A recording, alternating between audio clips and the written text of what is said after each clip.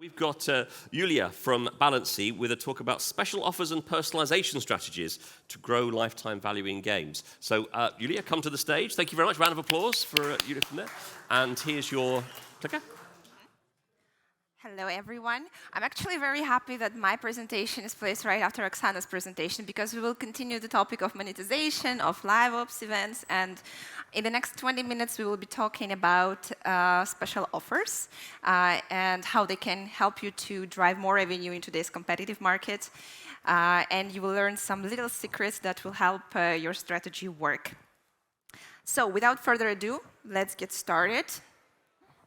So, all right. A few words about myself. My name is Julia, and for the last 7 years, I've been helping mobile game developers build more engaging games with strong AP monetization. Right now, I'm the head of growth at Balancy, which is a live ops platform to scale your special offers, live ops events, and Grow LTV. And I'm fascinated by the topic of live ops. I share some insights on my LinkedIn, so feel free to stay in touch with me on LinkedIn and add me there. The agenda for today. First of all, we will be discussing a little bit about the market and what place special offers take in this market today. We will then discuss general but fundamental principles of a successful special offer and what makes them effective. Of course, personalization is a very important element of your special offer strategy, so we'll devote some time to creating personalized shopping experiences for your players. I call them promo journeys. And we will show how these principles work in real practice and back our concepts with some data with the help of case studies. I want to thank some studios that I've been working with for sharing their data and some internal frameworks. These are Two Desperados and their game Viola's Quest, and Hot Siberians and their game The Idle Force Army Tycoon. So why special offers matter today? We all know that there are a lot of different tendencies going on the market. The market is not an easy one. We have a lot of competition. We have a lot of similar titles competing with each other. The user acquisition is not transparent, and it's super expensive. Also, studios kind of hit the LTV ceiling. And in this context, studios face the question, like, how to grow in this market when classic user acquisition rules do not work. And many developers find this answer in shifting their focus from user acquisition at all costs to better monetizing the players and increasing their revenue. And of course, live ops and special offers in particular play an integral role in this strategy. Indeed, special offers are one of the most established monetization tactics out here in games. And there are a couple of screenshots to illustrate you this. In the first screenshot, you can see that all games in the US top 100 top grossing include some sort of EAP offers. In the second screenshot, you can see that 8 out of 10 top grossing titles have a starter pack, and all of them have live ops, by the way. With many developers, we observe that the launch of new special offers in games correlates with spikes in revenue, while when there are no special offers in the schedule, the revenue drops. Of course, your game has an in-game shop, but a big share of your revenue will always be coming from special offers. It can be from 20 to 50% of your total revenue, according to developers I've been talking to. So now let's move to the next part and talk about creating effective special offers. There are a lot of psychological tricks and hacks you can use to encourage players to make this purchase in your game. I've collected some of the most interesting and trendy ones here on this screen. So remember that that players always want to feel that they kind of tricked you a little bit. They always want to feel that they took advantage and cheated on you a little bit. And decoy offer is all about that. So in the first offer is a decoy offer, and essentially it means that you're offering 3 kind of bundles, the lower pricing point, the highest pricing point, and you put something in between as well, but with the only purpose to show that the highest pricing point is the most advantageous one. Just like here in this example, by Two Desperados, it's clear that you will choose the last offer for $2.99 because it also offers you unlimited lives. And by the way, it also works for a longer session, so it's kind of win-win situation. Also, another type of mechanic are team offers, and they employ another psychological trick, which is social approval. So when a user buys this pack team offer, they also give unlimited lives to their team. So their friends think like you're cool, and players love this feeling. And for developers, it means more active players and longer sessions. A very interesting special offer type are piggy banks, which have been mentioned previously. Essentially, you make your players work to receive a chance to buy an offer. So players have to complete levels or complete some tasks to be able to purchase an offer. And once they've invested some time, once they've invested their time and involvement, they are much more likely to actually buy it. And the last example you can see on the screen is a chain deal, which has been added to so many games this year. And essentially, it means that you're offering some free rewards to your players. They kind of get hooked. They like this feeling of premium experience. And then you offer them a small pack, and they're encouraged to buy it because after that, they will receive more free rewards. Right placement of your offers also will help you to improve your conversions. So we usually buy something when we need it, right? So it's logical to place your offer when, for example, resources of the player finish. Imagine you're playing Monopoly Go, your dice rolls finish, and you have two options. Either to wait 1 hour to get 5 rolls, or buy 95 rolls for $5.99. If you're really engaged in the game, you're very likely to buy it. Another example is very common for puzzle games with levels. Here you can see that a player was very close to winning a level, but they failed, and we're offering them to spend some in-game currency to buy more moves. In Dream Games, this is a royal match, and Dream Games here go a bit further. They also put a banner of Easter Pass, which you can buy for real money, and get 5 extra moves on this level. And of course, it's a good idea to tie your sales to events. It's always a good moment to launch a sale when there is some event. Like in this example by June's Journey, it's a Mother's Day, and they launch a sale. Events and special offers make a perfect synergy. While events create these positive emotions, the feeling of urgency, some time limit, sales are here to convert our players. And in this quick screenshot, you can see that in Marvel Snap, their spikes in revenue are tightly connected to the events. Some general rules for launching special offers in events. You should brand your offers with live ops events going on. Try to add relevant boosters that are also connected somehow to the event. And it doesn't mean that you have to create completely new content for this event. You can take your common templates, your standard templates from your offers, and just change the art around them. So it's not that big job, to be honest. So we've mentioned some like basic examples of how to make your offer work, but it will not work without one element missing. So it's personalization and segmentation. And there are many ways to work around segmentation. You can segment your players based on their life cycle stage, their activity, their paying capacity. So, for example, with newbies, you will be trying to achieve sustained engagement. You will be showing them the value of the premium experience in the game and trying to convert them with some starter packs into their first purchase. While for veterans, you can be much more diverse with the content.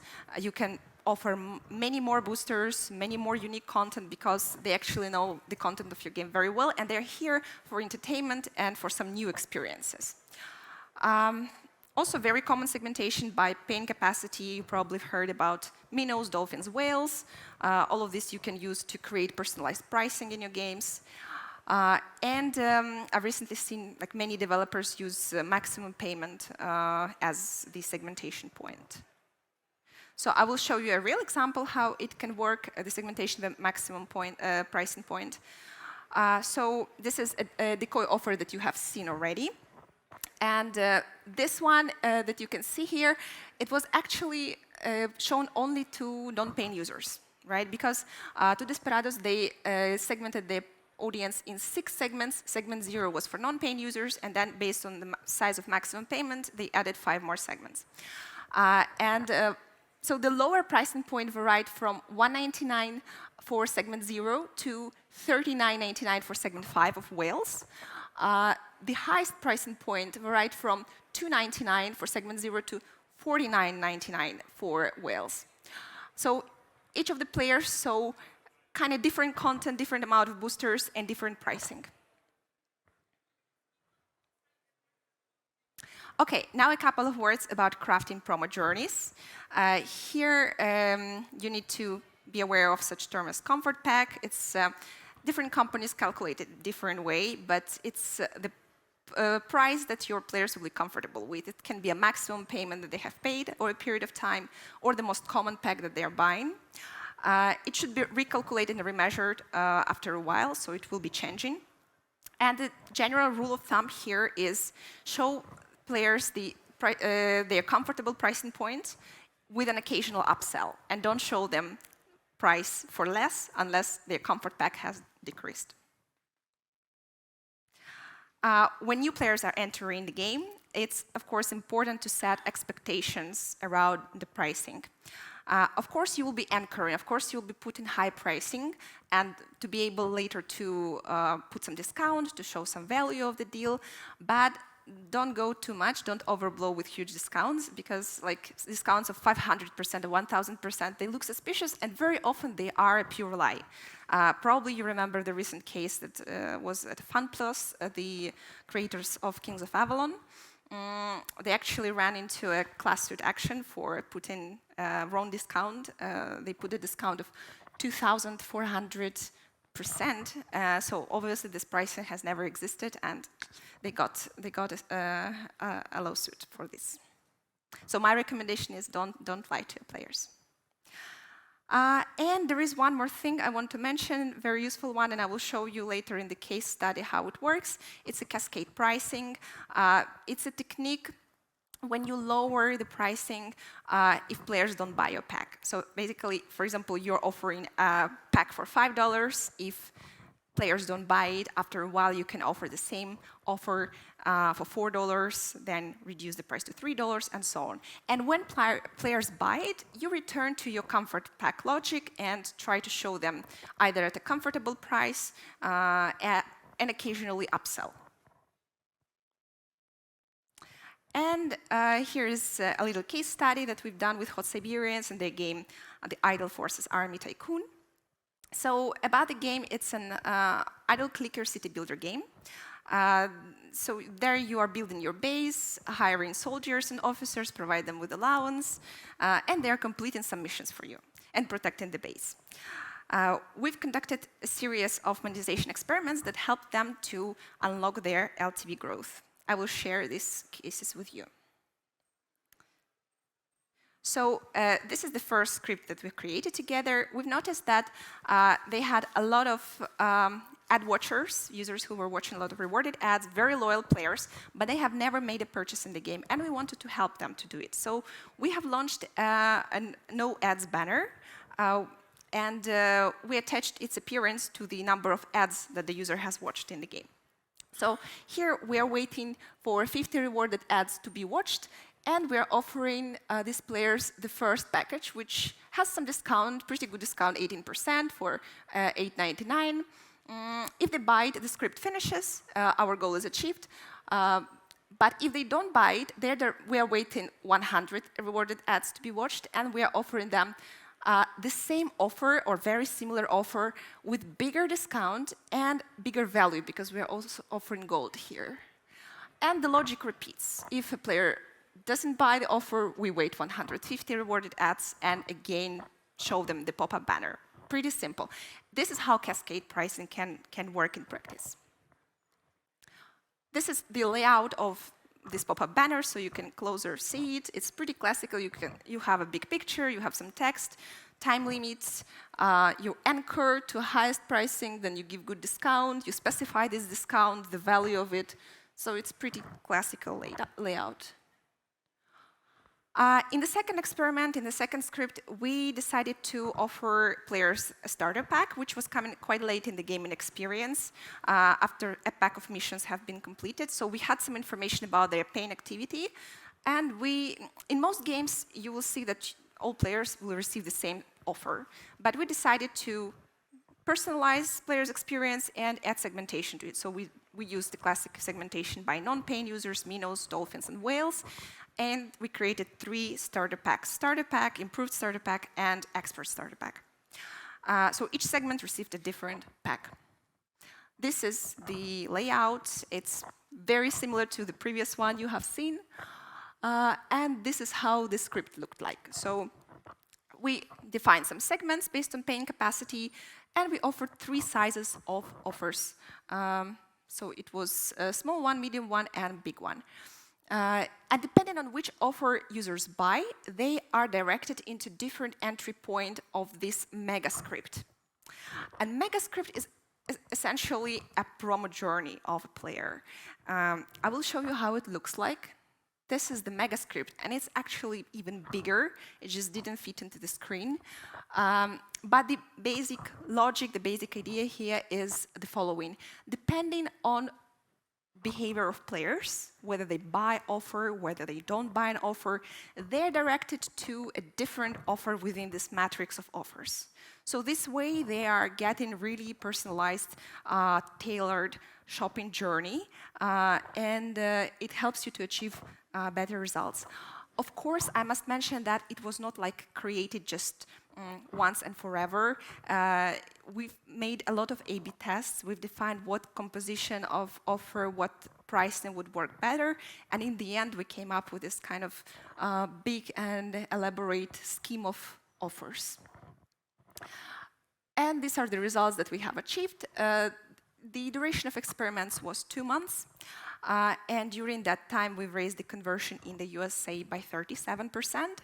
And surprisingly, our ARPPU didn't fall down. It actually grew by 50%. So this was pretty good result, taking into account that it was involving minimum resources. So, key takeaways from this session, what you need to remember and think about when you leave this hall. So, of course, it's a good idea to add live ops and special offers to your games, because this way you can generate like 2-3 times more revenue, and in some genres, according to statistics, this can be even more than 2-3 times. But you should add special offers wisely. Remember to use psychological triggers, right placement in the game, and tie your offers to in-game events. This will increase the effectiveness of your offers. And of course, always segment your audience and deliver them personalized value proposition. It's very important. Our goal here is to create this player-centric shopping journey, because this way you will be able to increase your conversion and your average check as well. So that's it. I'm very thankful for your attention. And again, you can add me on LinkedIn and we'll be in touch.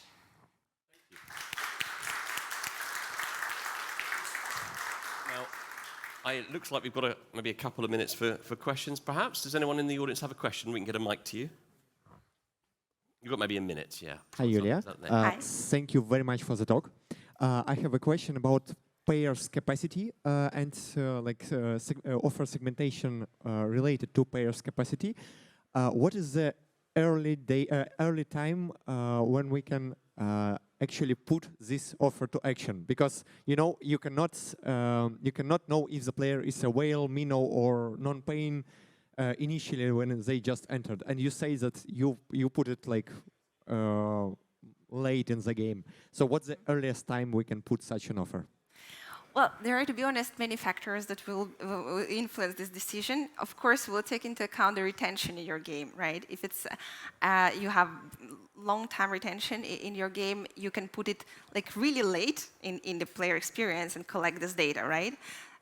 If it's a short-term retention, maybe you will use some other factors that will kind of signal you that this is probably gonna be a paying user. For example, a country from which a user comes from, or even use prediction models if you have this this in your company. If you're lucky enough, you can use predictions as well. But yeah, in this case, we were putting it quite late in the experience. It was first pack of missions was completed, so for sure it was several days in the game that players spent there. Perfect, thank you. Look, we have to stop there, unfortunately. We're out of time. Thanks again, Julia. People do follow Julia on LinkedIn or email her. And thank you very much for your time. That's brilliant. Thank you.